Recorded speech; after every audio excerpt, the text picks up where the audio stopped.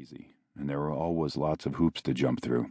But I lived for the sense of accomplishment I got by saving rotten and falling apart buildings from ending up condemned or bulldozed. I loved to give something no one else wanted or believed in a second chance. I shook the rest of the dust out of my hair and ran my hands over my beard to shake whatever was stuck there loose too. I'm sure I looked like I'd been rolling around in baby powder, but there wasn't much that could be done about it. I was in the middle of a workday. I didn't have time for uninvited guests, in person or the one that wouldn't leave my mind.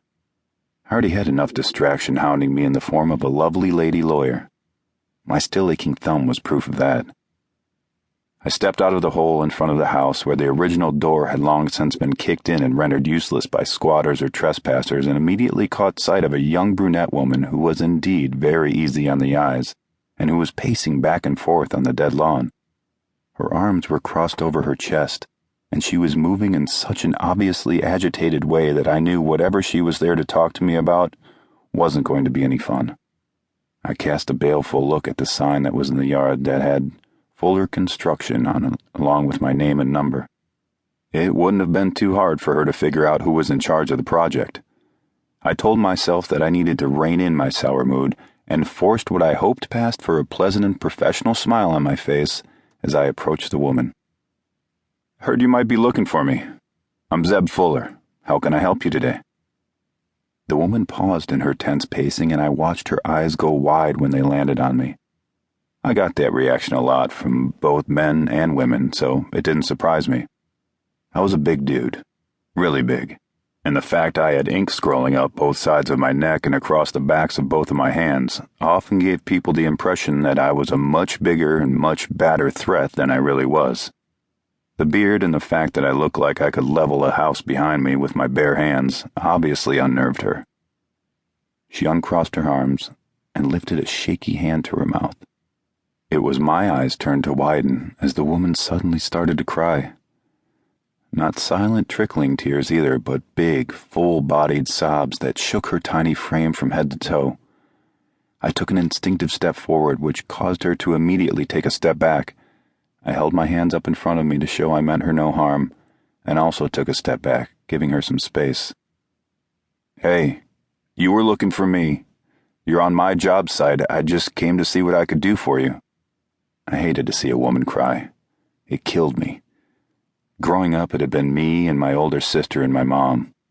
My dad took off when I was too young to remember what he looked like, so that meant I was always the man of the house. I didn't let anyone make the woman I loved cry, so when this one went all weepy on me, it immediately sent me into protector mode. I'm really sorry if I scared you." She bent over and put her hands on her knees while sucking in audible breaths. Her curly hair fell forward to cover her face, and I could see her shoulders were still shaking. I was getting really concerned when she held up a hand and choked out, "Just give me a minute. You look just like him, and it threw me for a second." She was still breathing heavily and making no sense. It was my turn to cross my arms over my chest as I watched her physically pull herself together. It took a long time. "I'm not following. I look just like who?" She pulled herself back upright and shoved her hands through her wildly curly hair.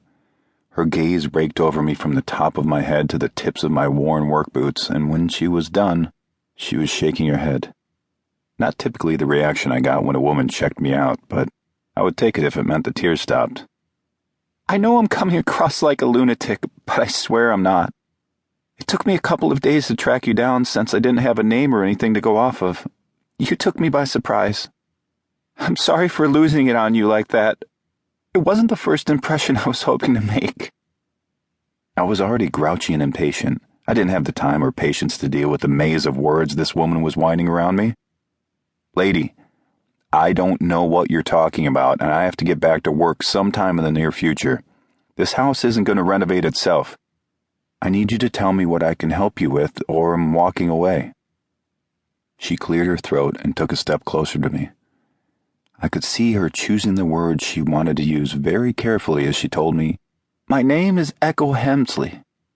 My best friend in the entire world was a woman named Halloran Bishop." She paused like either of those names or the women attached to them should mean anything to me.